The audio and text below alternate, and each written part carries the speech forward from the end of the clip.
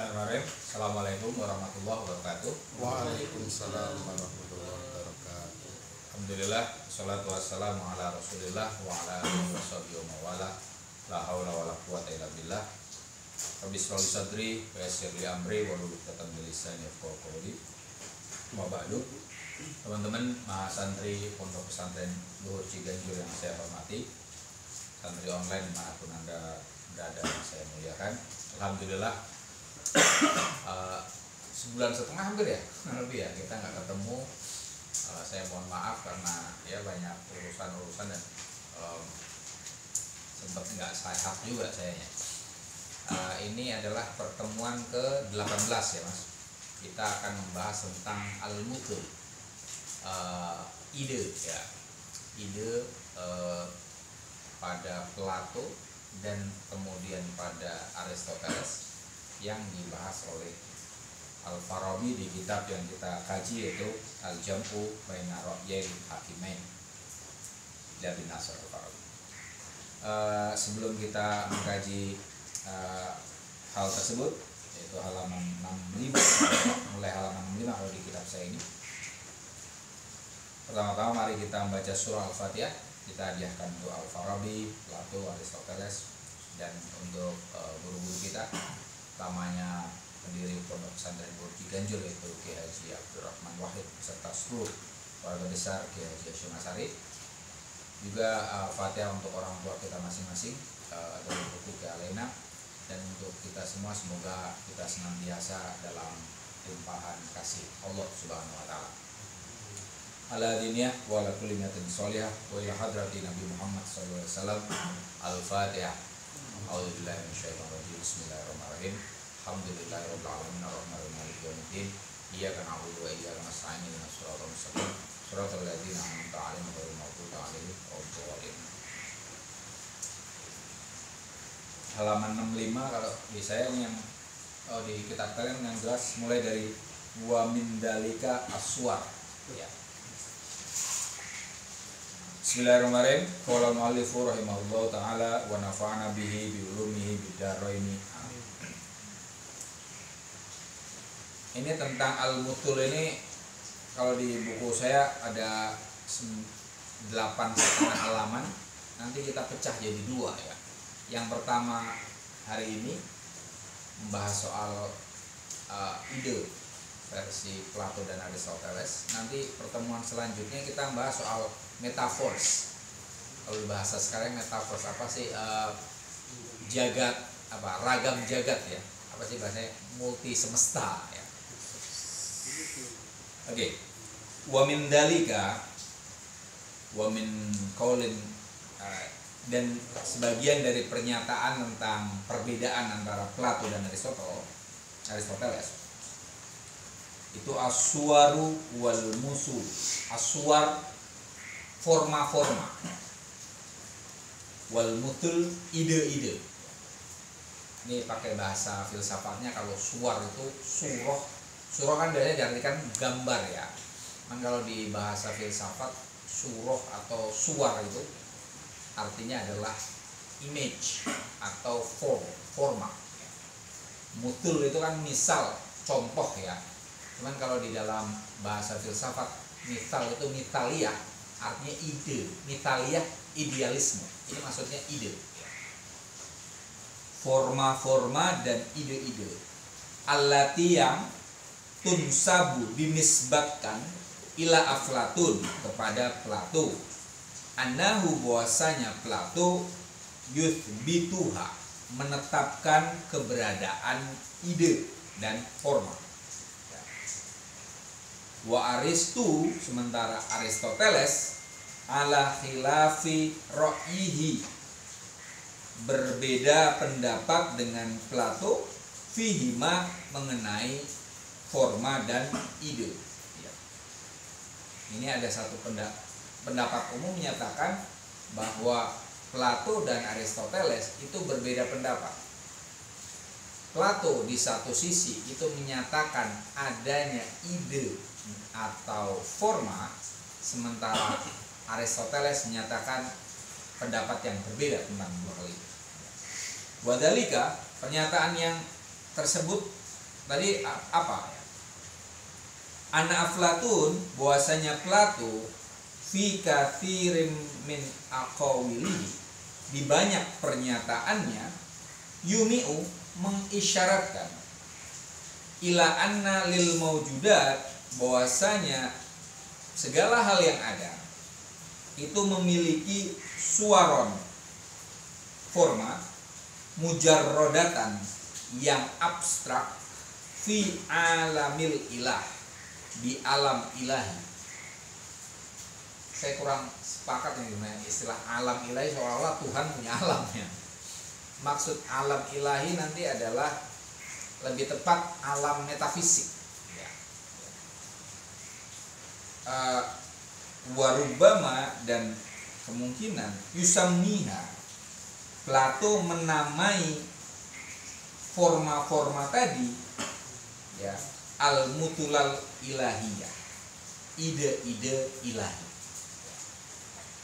Wa annaha, bahwasanya ide-ide ilahi itulah tatul, tidak terhapus, wala tafsid, dan tidak rusak, walakinnaha, melainkan baqiyah, ya, ide-ide Tuhan itu abadi. Wa annal ladzi yabtur, bahwasanya yang terhapus, wa yafsid, dan rusak, innama hiya hadhil mawjudat, adalah segala yang ada, allati hiya kainatun, yang mana yang ada itu mengada. Nah ini di banyak buku-bukunya Plato itu, Plato menyatakan bahwa segala yang ada ini mempunyai bentuk-bentuk yang ada di alam metafisik. Maksudnya misalnya gini, yang ada misalnya apa, manusia, ya. Kita ini manusia, nah ini ada ide tentang manusia, ya. Manusia yang ideal, maksudnya gitu, ya. Ada misalnya tadi kita kucing lewat, ya kan? Ada ide tentang kucing, ya. Tadi kita ngomongin tentang kelinci, ada ide tentang kekelincian, maksudnya gitu ya. Manusia tentang kemanusiaan, manusia sebagai manusia itu seperti apa? Nah, itu ide, maksudnya itu mas. Jadi ide itu sesuatu hal yang abstrak, bentuk yang abstrak tentang sesuatu yang mewujud. Nah, yang abstrak itu adanya di dunia ilahi. Kalau di sini istilahnya gitu, alam ilahi, dan disebut sebagai ide ilahi. Jadi misalnya kayak negara, jadi gitu kan, ada Indonesia, ada Malaysia, ada Singapura, dan seterusnya. Nah itu ada ide tentang negara sebagai negara, ya, jadi ide itu adalah hal yang sifatnya abstrak itu.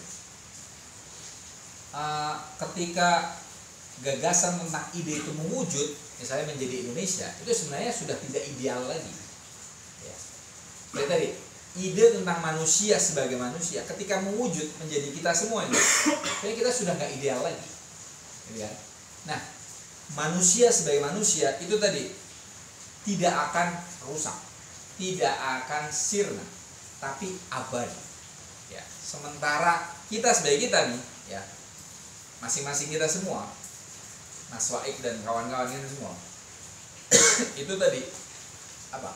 Al-mawjudat allati hiya kainah, wujud yang mengada, dan itulah yang bisa rusak, itulah yang bisa terhapus.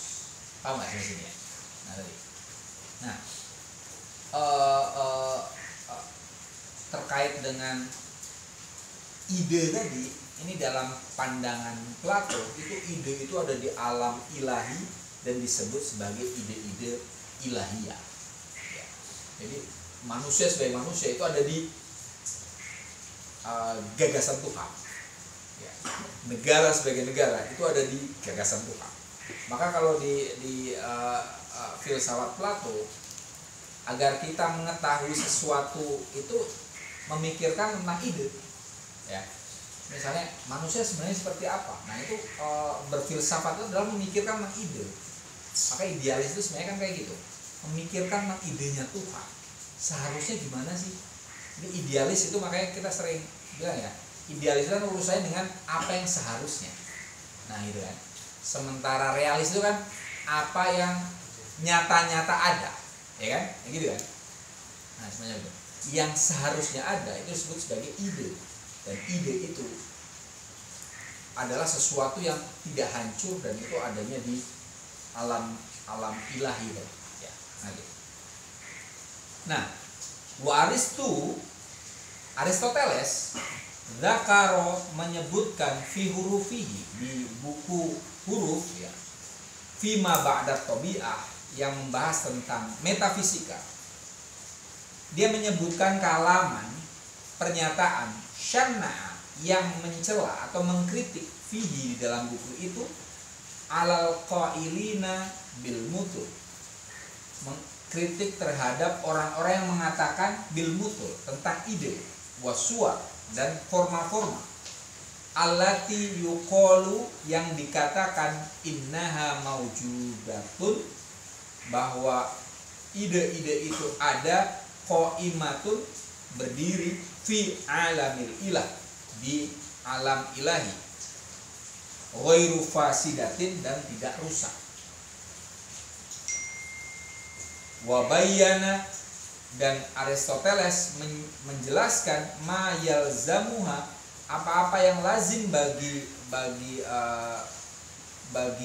pernyataan tentang tadi surah dan ide minasyana'at, dari celaan-celaan.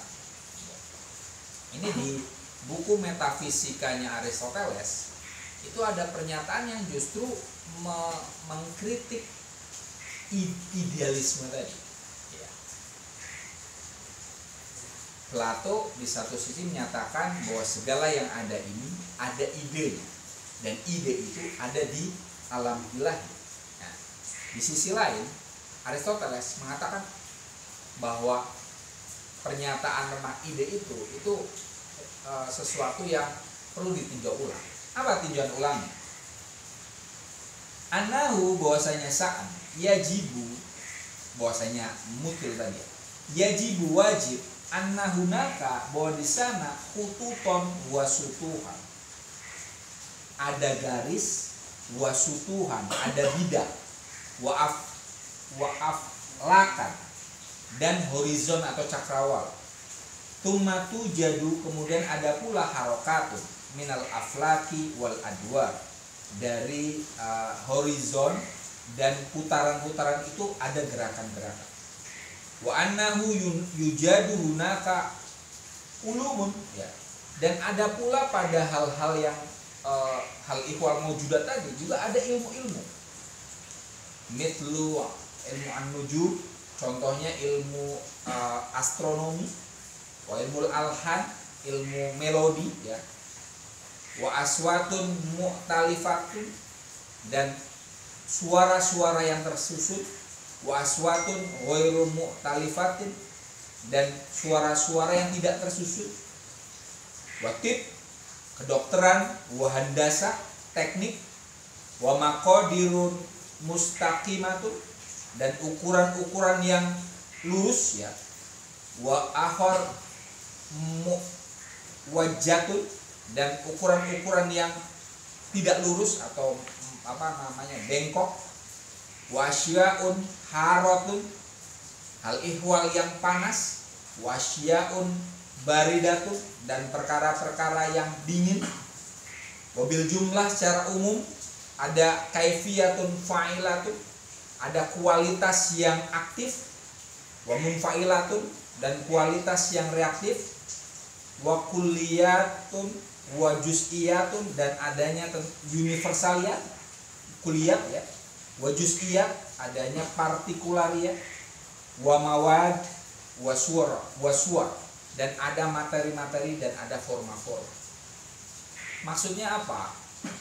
Ini Plato di buku huruf tadi ya, atau di buku metafisikanya itu menyatakan bahwa pernyataan Plato tentang adanya ide di balik segala yang ada itu adalah pernyataan yang simplistis. Kok gampangan banget bos, segala yang ada itu ada idenya gitu. Nah, bagi Plato di buku tadi, di buku Huruf itu gak sesimpel itu, bahwa segala yang ada ini nih ada, tidak, jangan langsung dinyatakan ada ide gitu. Bahwa yang ada ini ada ukurannya gitu kan, tadi kan ada panjang, ada garis, ada bidang, ada ilmu-ilmunya ya. Ada ilmu tentang astronomi, ada ilmu tentang suara tadi ya, melodi, ada ilmu kedokteran, ada ilmu tentang teknik dan seterusnya ya. Artinya ide yang dibahas oleh Plato itu ya terlalu simpel, terlalu menggeneralisasi sesuatu. Sementara Aristoteles itu mengatakan bahwa yang disebut sebagai ide oleh Plato itu rinciannya banyak ya, dan dikaji oleh banyak ilmu. Wasanaatun ukhra, ada juga banyak kritikan yang banyak ya, yang lain lagi, yang tiku biha fi tilkal aqawi, yang dinyatakan oleh Aristoteles di pernyataan-pernyataan itu ya. Mayatulu bidzikriha, yang panjang penyebutannya ya, hadal qaul ya, pernyataannya kalau disebutkan terlalu panjang maksudnya ya. Waqad istaghnaina li syuhratiha, kita tidak perlu menyebutkannya menurut Al-Farabi karena apa? Li syuhratiha, karena itu sudah terlalu populer ya. Anil i'adah, untuk diulang lagi penyebutannya. Mithlu ma fa'alna bisa iril aqawil, sebagaimana yang telah kami lakukan pada pernyataan yang lain ya. Haitsu au makna ilaiha, yang mana kami telah mengisyaratkan tentang pernyataan itu, wa ila amakiniha, dan pada tempat-tempat kutipan dari pernyataan itu, wa khallaina dzikroha, kami meninggalkan untuk menyebutkannya, bin nadhar fiha, untuk memikirkan hal itu, wa ta'willaha, dan menakwilkannya, liman yaltamisuha min mawadi'iha, bagi orang yang mencarinya pada tempat-tempatnya. Maksud Al-Farabi di sini, Al-Farabi tidak menyebutkan satu persatu kritikan Aristoteles terhadap ide versi Plato. Kenapa? Karena menurut Al-Farabi di zaman itu ya, kritikannya itu sudah cukup masyhur ya, di banyak tempat, terutama di buku tentang metafisikanya ya. Nah, fa innal gharda al maqsuda min maqalatina hadihi, adapun maksud dari makalah kami ini, maksudnya buku Al-Jam'u ini, idhahut turuki, menjelaskan jalan-jalan, maksud metode-metode atau jalan-jalan, allati idza salakaha talibul haqqi, yang mana sekiranya orang yang mencari kebenaran melalui jalan tersebut, lam yadilla fiha, maka dia tidak akan tersesat di dalam jalan tersebut. Wa amkanahu, memungkinkan pula bagi pencari kebenaran memungkinkan baginya al-wuqufa ala haqiqatil murad, memahami hakikat yang dimaksud bi aqawili hadainil hakimain, mengenai maksud pernyataan dua filsuf, maksudnya Plato dan Aristoteles, min ghairi ayyan harifa, tanpa perlu baginya untuk melenceng, an sawa isabil, dari jalan yang lurus, ila ma tahayyalahu al-fadul muskilatu, kepada lafat-lafat yang muskil yang diimajinasikan dari pernyataan itu. Al-Farabi di buku ini tidak menjelaskan semua kritikan Aristoteles terhadap Plato, karena tadi yang dimaksudkan oleh Al-Farabi di sini adalah berusaha untuk menjelaskan hal ihwal yang dengan hal ihwal itu orang bisa memahami apa yang dimaksud oleh Plato dan Aristoteles. Nah, untuk itu apa? Waqad najidu, dan kami telah menemukan anna Aristu, bahwasanya Aristoteles fi kitabihi fir rububiyah, di buku metafisikanya al-ma'ruf bi atologia, yang dikenal dengan judul atologia atau teologi Aristoteles, yuthbitu aswaro ar-rohani. Aristoteles telah menetapkan adanya forma-forma rohani. Wa yasrohu, dan Aristoteles telah menjelaskan di annaha, bahwasanya forma-forma rohani itu maujudatun fi alamir rububiyah, ada di alam ilahi. Nah, ini Al-Farabi menyatakan bahwa dia menemukan buku atologia, teologi Aristoteles itu menyatakan bahwa forma-forma rohani itu ada, dan forma-forma rohani itu di alam ilahi. Nah, tapi sebenarnya begini, apakah atologia itu bukunya Aristoteles? Nah, ternyata bukan. Ya, kalian bisa googling saja itu. Kalau mencari di Google aja ya, atologia itu pasti yang akan ketemu teologi Aristoteles, tapi kemudian itu pseudo Aristoteles, bukan Aristoteles. Yang menulis atologia itu Plotinus, ya. Itu saya tadi juga mencari atologia ya, buku atologia, pas saya download itu bukan bukunya Aristoteles, tapi kemudian dia dinyatakan itu adalah bukunya Plotinus, ya. Nah, bisa cari itu, ya. Atologia ketika diterjemahkan oleh Ibnu Naimah Al-Himsi, ya, itu kemudian ternyata nisbatnya bukan ke Aristoteles, tapi ke Ennead Plotinus, ya.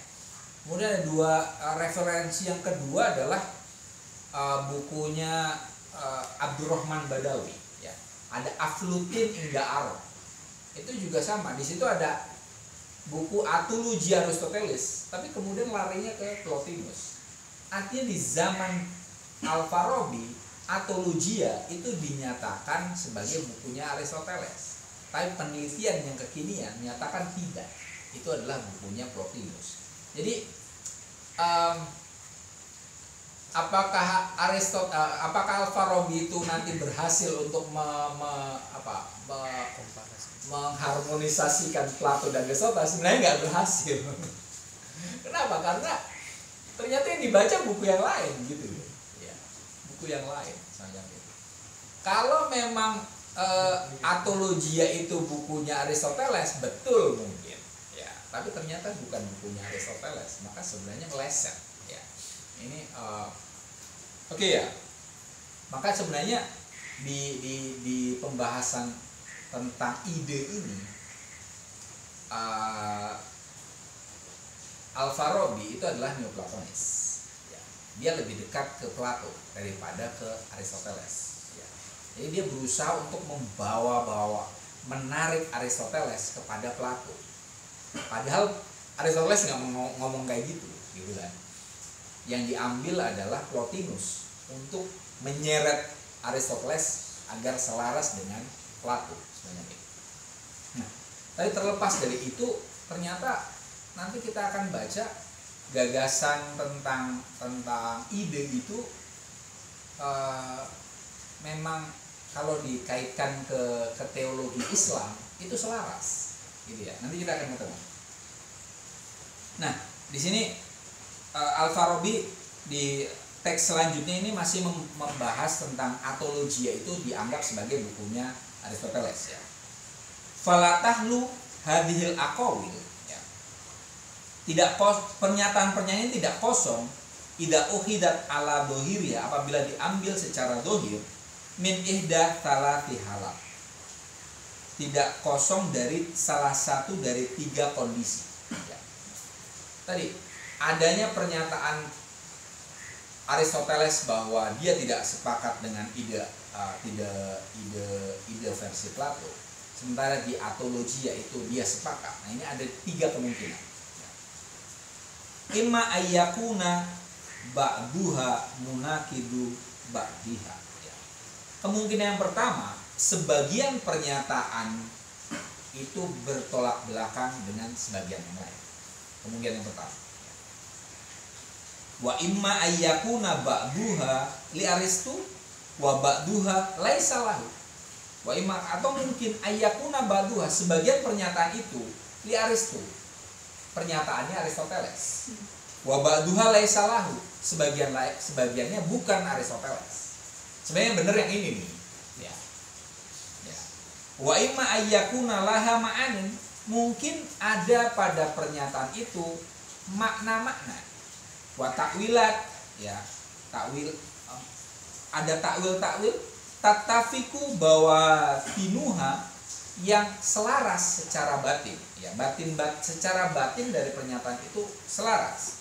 Wa ini talafa dhahiruha, meskipun secara dohir bertolak belakang. Ya. Fatata tobako indadalika watatafiq, sehingga pernyataan itu saling menyelarasi dan saling menyetujui. Nah, jadi ada 3 kemungkinan. Apakah pernyataan Aristoteles itu saling bertolak belakang? 1. Kemungkinan kedua, ada pernyataan itu adalah pernyataan Aristoteles, sementara pernyataan lain bukan. Yang kemudian ketiga, pernyataan tersebut walaupun bertolak belakang, itu sebenarnya ada makna-makna, yang mana makna itu kalau ditakwilkan lebih lanjut itu saling menyelarasi, walaupun secara dohir tidak. Nah, tentang 3 kemungkinan itu, ini Al-Farabi pendapat seperti ini.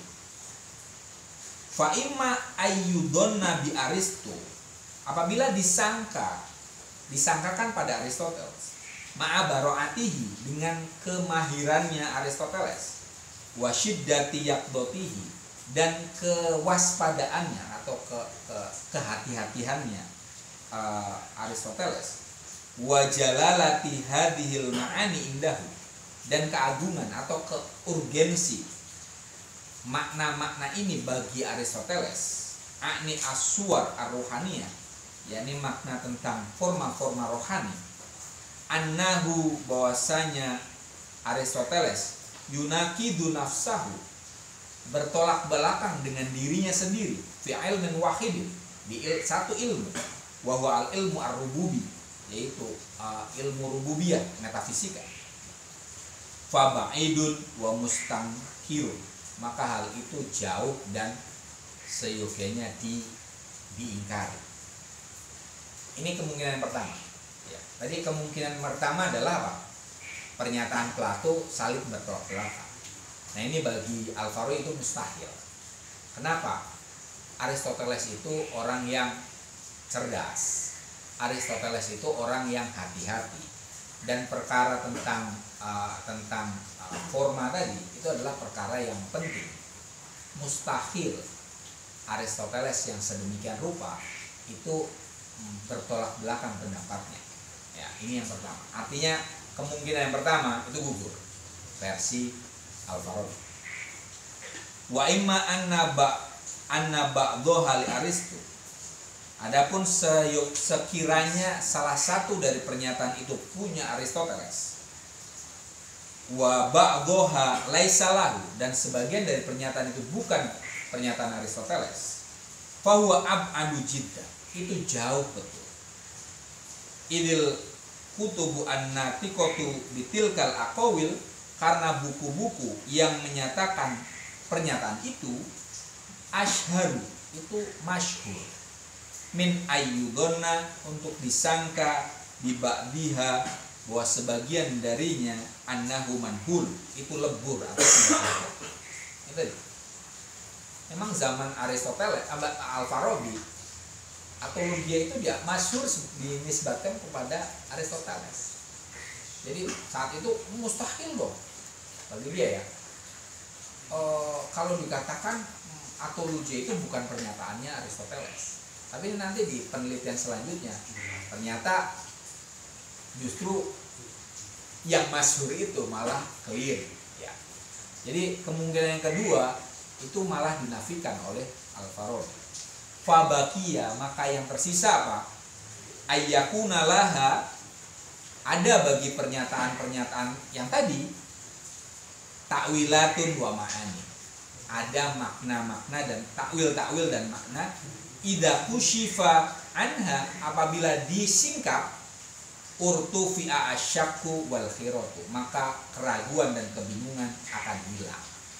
Jadi yang menurut Al-Farabi benar adalah kemungkinan yang ketiga, bahwa pernyataan yang bertolak belakang tadi itu perlu ditakwilkan. Kalau sudah ditakwilkan, maka tidak ada keraguan lagi terkait dengan kontradiksi tadi. Nah, artinya begini, ini Al-Farabi meyakini tidak ada kontradiksi dalam pernyataan Aristoteles ya. Aristoteles itu pernyataannya itu menyelarasi pelaku. Nah, untuk menguatkan pendapat itu, Al-Farabi kemudian dia membahas soal ketuhanan ya. Sifat-sifat Tuhan. Fanakulu, kami mengatakan annahu sa'an ya. Lamakana al-bari jalla jalalu, ketika ada siapa Tuhan ya, bi aniyatihi wadatihi, dengan kedirian Tuhan, mubayinan, berbeda, li jami'i ma siwahu, berbeda dengan segala yang selain Tuhan, wadalika li annahu bimakna asyraf, bahwasanya perbedaannya itu apa? Tuhan itu hal yang dinisbatkan kepada Tuhan itu bimakna asyraf, maknanya lebih mulia, wa afdal, lebih utama, wa a'la, dan lebih tinggi, bihaitu, yang mana la yunasibuhu fi aniyati, segala selain Tuhan itu tidak selevel ya, fi aniyatihi, dengan kedirian Tuhan, wala yusyakiluhu, dan tidak sebentuk dengan Tuhan, wala yusyabihahu, dan tidak serupa dengan Tuhan, hakikotan, baik secara hakiki, wala majazan, dan baik secara majazi. Laisa kamitslihi syai'un, intinya gitu, tidak ada yang serupa dengan Tuhan baik secara hakiki maupun majazi. Tsumma ma'a dalika, namun dengan itu, lam yakun buddun, tidak ada jalan, min wasfihi, untuk mensifati Tuhan, wa itlaqi lafdin fihi, untuk menyebutkan satu lafaz bagi Tuhan, min hadil alfat, dari pernyataan-pernyataan al-mutawati'ah alaihi, yang berhubungan dengan Tuhan. Jadi sebenarnya Tuhan itu tidak bisa disifati ya, tidak ada yang serupa dengan Tuhan, tapi apa, mau tidak mau kita harus mensifati Tuhan, enggak ya kan? Tuhan itu sebenarnya sudah serba laisa kamitslihi syai'un ya. Bahkan kita menyebut kata Tuhan saja sebenarnya itu ya wallahu alam, beliau itu sebenarnya apa ya, kita laisa kamitslihi syai'un. Tapi mau tidak mau, dengan keterbatasan kita harus mensifati yang maha itu ya. Nah, fa inna minal wajib ad-daruri, yang wajib dan niscaya, ayyuk lama, ya wajib diketahui, anna ma'a kulli lafdhatin taquluha fi syai'in min awsafi, anna ma'a kulli lafdhatin, bahwasanya bersama setiap lafaz nakuluha, yang kita sebutkan, fi syai'in min awsafihi, dari sifat-sifat Tuhan, maknan bidatihi, yang mana dia mengkaitkan dengan makna pada dirinya Tuhan, itu ba'idun minal makna ladina tasawwuruhu min tilkal lafdh, itu jauh dari makna yang kita bayangkan tentang kata-kata itu. Apapun kata yang diatributkan kepada Tuhan itu maknanya jauh dari yang kita bayangkan. Jadi laisa kamitslihi syai'. Wadzalika kama qulna. Lafaz itu kama qulna sebagaimana yang kita katakan bimakna asyraf wa a'la. Makna itu bermakna lebih mulia dan lebih tinggi. Hatta idza qulna annahu maujud, sampai sekiranya kita menyebutkan bahwa Tuhan itu ada. Mau nggak mau kita nyebutin Tuhan ada. Ya. Alimna ma'adalika, kita mengetahui dengan itu anna wujudahu, bahwa keberadaannya Tuhan la kawujudi sa'ire ma huwa dunah, tidak seperti keberadaan selain Tuhan. Ya kan kita menyebutkan Allah wujud, ya kan? Wujud. Tapi kata wujud itu sebenarnya tidak cukup untuk Tuhan. Ya. Kalaupun kita menyebut bahwa Tuhan itu ada, ya keberadaan Tuhan beda dengan keberadaan semua selain Tuhan. Paham ya? Wa idza qulna annahu hayyun, apabila katakan Tuhan itu hidup, ya. Alimna, kita tahu annahu hayyun, bahwasanya Tuhan itu hidup bimakna asyraf, bimakna lamu, maknanya lebih mulia daripada yang kita ketahui tentang kehidupan. Ya. Minal hayyil ladzi huwa dunahu, dari kehidupan selain Tuhan. Allah itu hidup, tapi ya jangan bayangkan hidupnya itu kayak apa, organisme, ya kan? Jadi dia lebih daripada sekedar hidup. Allah itu ada, tapi keberadaannya itu lebih daripada sekedar ada yang kita bayangkan, gitu kan? Wa kadzalika al-amru fi sa'iriha, demikian juga perkara selain daripada itu, ya, semua perkara tadi. Wa mahma istahkama hadal makna, apabila makna itu telah berakar, watamakana, ya, min dihnil muta'alim, dan menetap di pikiran orang yang belajar falsafah, belajar filsafat, allati ba'da tabi'ah, yang mana filsafat itu setelah fisika, sahula alaihi, maka mudah baginya tasawwuru ma yaquluhu Aflatun, untuk memahami pernyataan Plato wa Aristoteles dan Aristoteles, wa man salaka sabilahuma, dan orang yang berjalan pada jalan Plato dan Aristoteles. Ini dasar, Pak. Untuk memahami apa yang dikatakan oleh Plato dan Aristoteles tentang ide, maka pahamilah tentang ide dari ide ilahi, maka pahamilah tentang Tuhan. Ya. Tuhan itu apa? Hal ihwal yang dinisbatkan kepada Tuhan itu sebenarnya tidak selaras untuk Tuhan, karena Tuhan melampaui segala yang ada. Tapi mau tidak mau kita harus menisbatkan sesuatu kepada Tuhan, ya, karena keterbatasan kita, ya kan? Kita harus menyebutkan. Nah, contohnya Tuhan ada, Tuhan hidup. Tapi tadi keberadaan Tuhan ya berbeda dari keberadaan yang lain. Kehidupan Tuhan berbeda dari kehidupan yang lain. Tapi kita mau tidak mau harus menyebut Tuhan ada dan Tuhan itu hidup, gitu ya. Nah, kita kembali sekarang. Fanarji'ul an ila haitsu faraqnahu. Sekarang kita kembali kepada hal yang kita tinggalkan tadi. Fanaqulu, kemudian kita mengatakan lama kana Allahu ta'ala hayyan, ketika ada siapa Allah itu hayyan, hidup, mujidan lihadal alam, mengadakan alam semesta ini, bijami'i ma fihi, dengan semua yang ada di dalam alam, fawajibun, maka wajib ayyakuna indahu, ada pada Tuhan, suwarum ma yuridu ijadahu fidatihi, wajib pada Tuhan forma-forma yang dikehendaki untuk dihadirkan fidatihi, di dalam dirinya Tuhan. Jallallahu min istibahin, yang maha agung siapa Allah dari keserupaan. Kalau Tuhan itu maha hidup, kalau Tuhan itu mengadakan segala sesuatu, maka seyogianya Tuhan itu punya ide tentang bagaimana dia mengadakan segala sesuatu.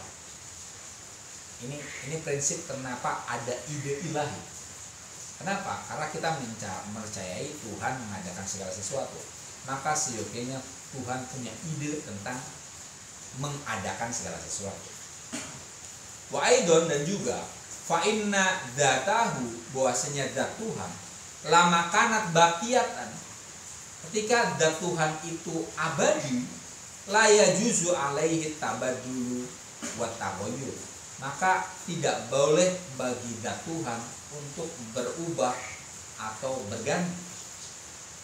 Fama huwa bihayyizihi, sesuatu yang berada di ranah Tuhan, aidon juga kadalika, begitu juga bakin abadi, ya. Hoiru dairin wala mutawairin, dafirin wala mutawairin, dan tidak akan hilang atau musnah. Tadi kalau Tuhan itu abadi, maka hal ihwal yang terkait dengan Tuhan juga ikut abadi dong, ya kan? Karena nggak mungkin Tuhan berkaitan dengan hal-hal yang berubah, ya kan? Misalnya tadi Tuhan hidup, ya selamanya harus hidup dong. Tuhan Maha Pencipta ya selamanya, masa kemudian Tuhan kadang hidup kadang enggak, ya kan?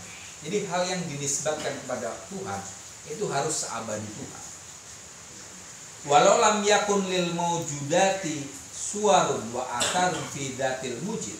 Walau lam yakun, seandainya tidak ada lil maujudat, pada segala yang ada, suwarun wa atharun fi datil mujid, forma dan jejak di diri zat yang maha menjadikan, al hayyul murid, yang maha hidup yang dan maha menghendaki. Famal ladzi kana yujiduhu, maka sesuatu apa yang menjadikannya? Kalau tidak ada ide tentang segala yang ada, maka segala yang ada itu mengada dengan model seperti apa? Ini pertanyaan itu.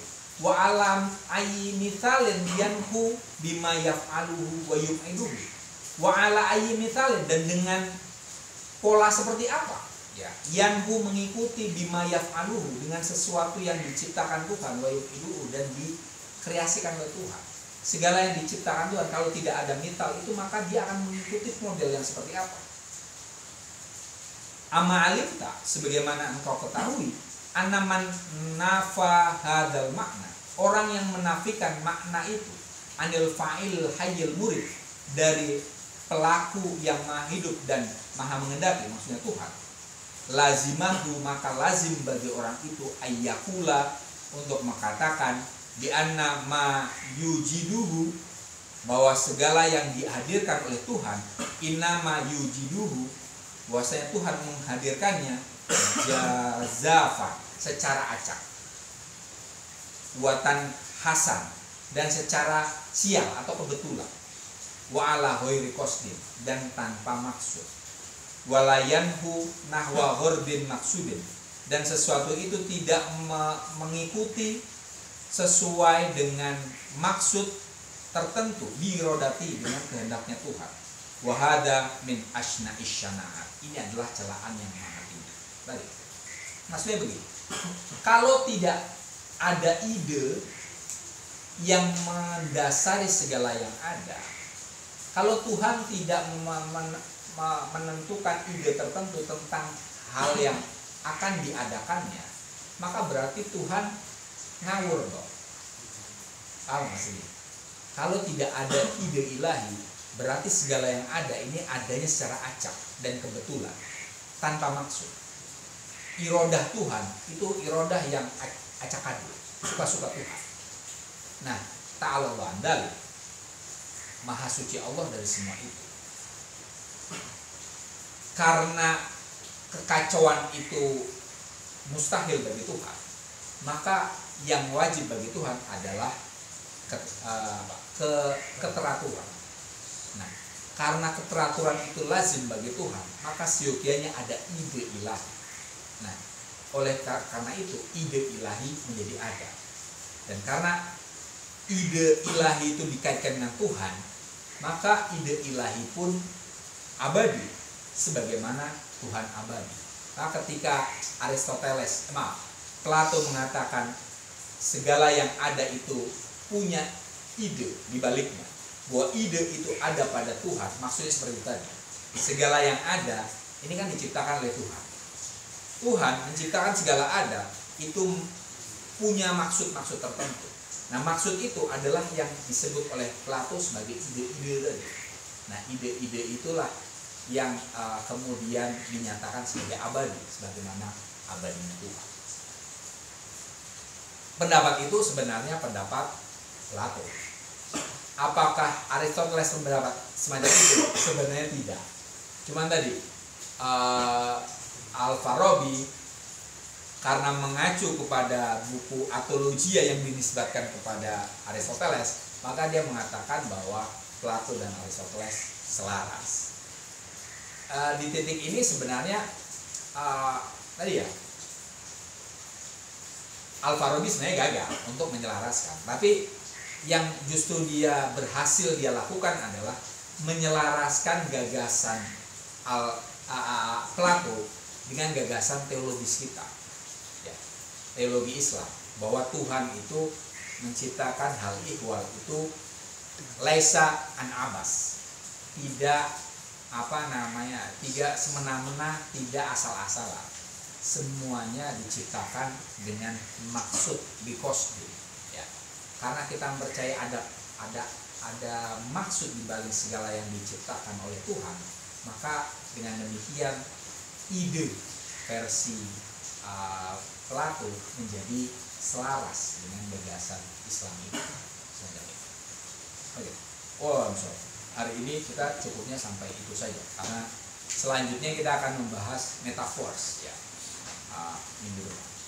Saya pas ngulik-ngulik atologia tadi ya, itu dari mulai Al-Kindi, Al-Farabi, dan Ibnu Sina, itu semua mereka menyatakan atologia itu pendapatnya Aristoteles. Yang belum saya ketahui adalah bagaimana dengan Ibnu Rushd, ya kan? Ibnu Rushd itu kan terkenal sebagai komentator Aristoteles. Apakah Ibnu Rushd itu bagaimana pendapat Ibnu Rushd tentang atologia ini? Nah, itu tuh perlu penelitian tersendiri. Atau Mas Faid barangkali pernah ketemu bahas ya, ini tuh memang kajian filsafat ya, filsafat akademis ya.